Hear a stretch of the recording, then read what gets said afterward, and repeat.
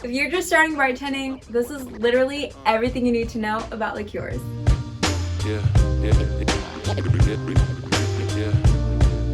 What's up everyone? It's your girl, Fly Girl Nina, and welcome back to Fly Girl Bartending. This video is all about liqueurs, also known as cordials. No matter what type of bar you work in, you will be working with liqueurs. So it makes it extra important that you know what liqueurs are.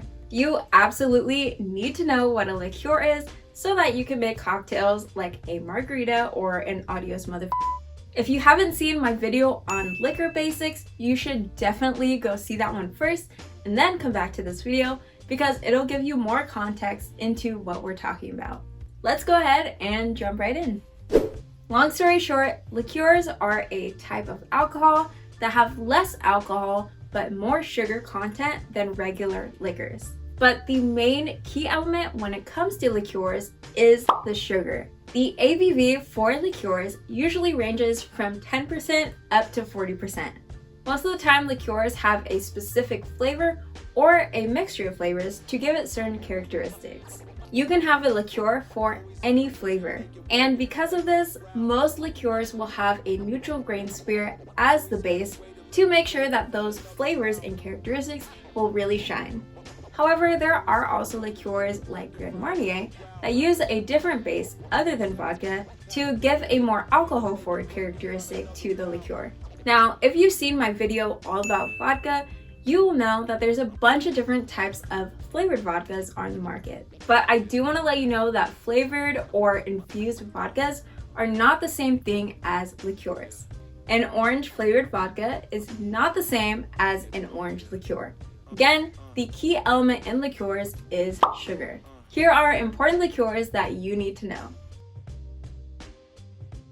First, we're going to start off with orange liqueur. There are a ton of different orange liqueurs out there on the market. And surprisingly, even though they're all orange liqueurs, they actually do taste different from one another.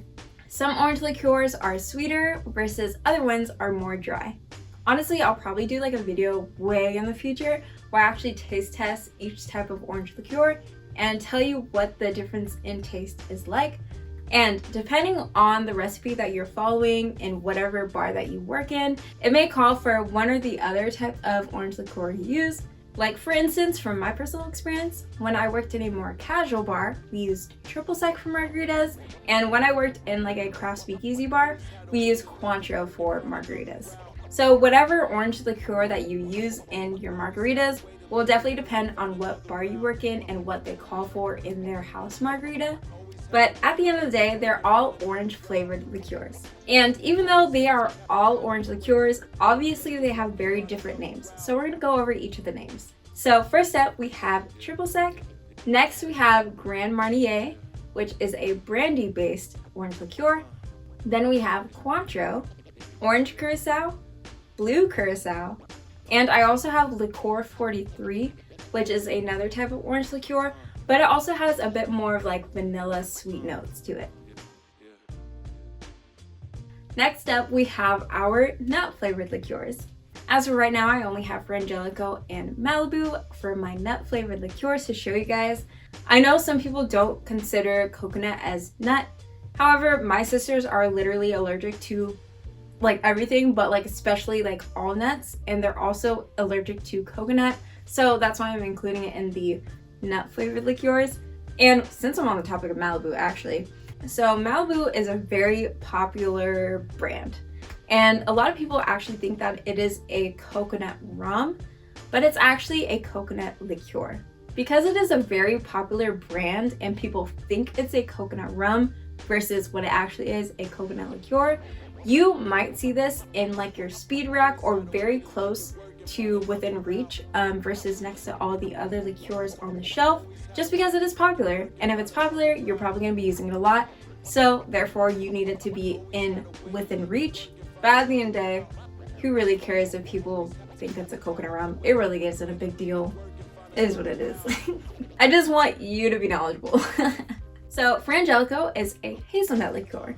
And to be honest, the only times I've really ever used like Frangelico is in more like desserty cocktails or in like a birthday cake shot. And one more thing I want to say about nut liqueurs is that there's a lot of people out there, including my sisters, that have nut allergies. So if you get customers that are asking for like a fun shot recipe, I mean, it's not completely up to you to tell them that you're using nut liqueurs, but I think it's very important to ask customers if they're allergic to anything before you make them a type of shot or a cocktail or whatever. Especially when they're like, surprise me, you know? Another type of nut liqueur that I don't have right now is called Amaretto. Amaretto is an almond liqueur, and the most popular brand of Amaretto is called Di Serono. And since we're still on the topic of nut liqueurs, I do want to quickly talk about rum chata. So rum chata is like a horchata rum-based liqueur, and it has an ingredient called tiger nuts in it. It's kind of similar to like almonds, I want to say. So it's not like a nut flavored liqueur because there's a bunch of other flavors, but since it's like a horchata liqueur and not labeled as a nut liqueur, I just want to let you guys know that there is technically nuts in that liqueur. So again, if there's any customers with allergies to nuts, I would not suggest using rum chata in a shot or a cocktail for them. Next, we're going to talk about liqueurs that can give your cocktails a bit of color. To make a green cocktail, you can use liqueurs like Midori, which is a melon liqueur, as well as like sour apple pucker, which is also green. But I will say, if you're going really for the green vibe, Midori is a bit more green than sour apple pucker. And we also have creme de menthe, which is a mint flavored liqueur. And creme de menthe comes in two colors, green and clear.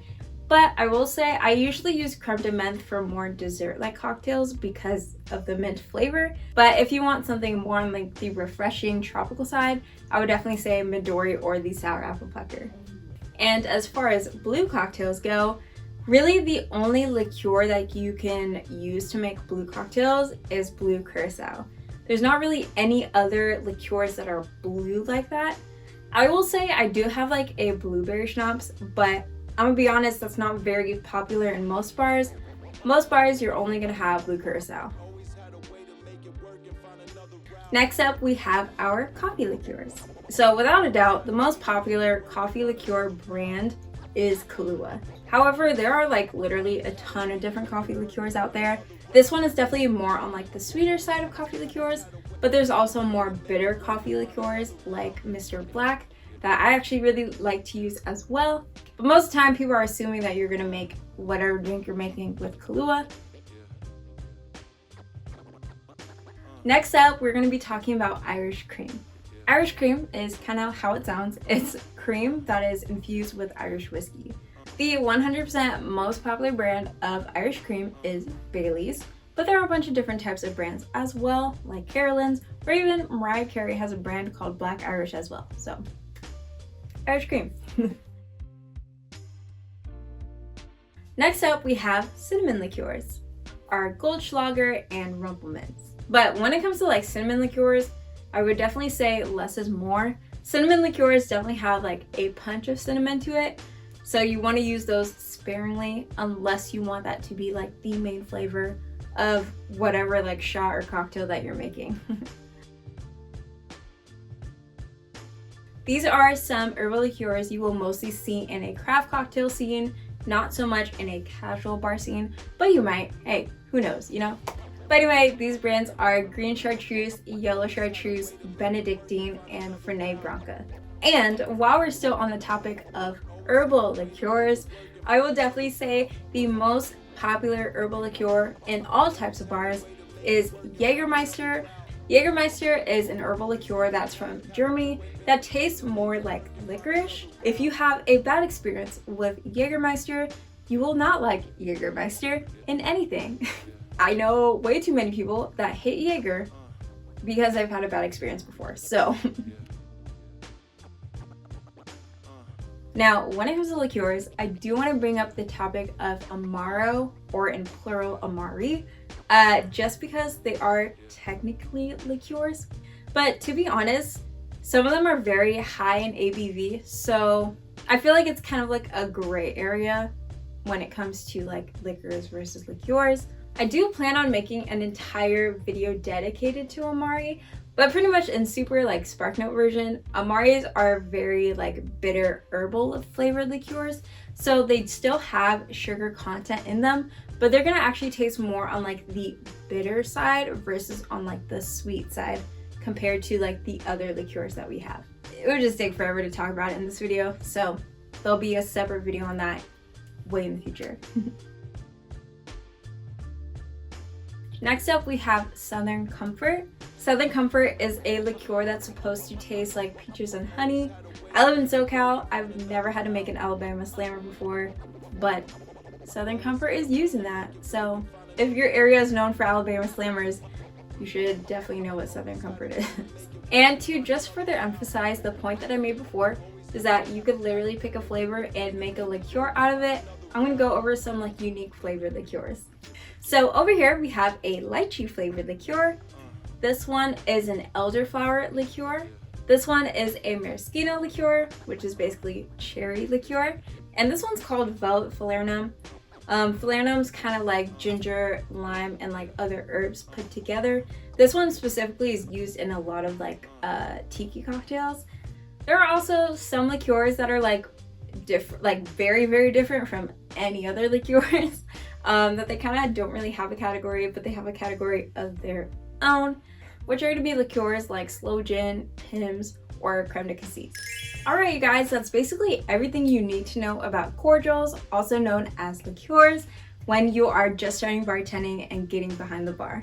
I hope this video gave you a lot more confidence in your knowledge behind bar basics. If you haven't seen my fermentation distillation video and my liquor basics video before this video, definitely give those a watch and then rewatch this video because it will give you more context into what I'm talking about in this video. Hope you guys enjoyed this video and I will see you next time on Fly Girl Bartending. Stay fly!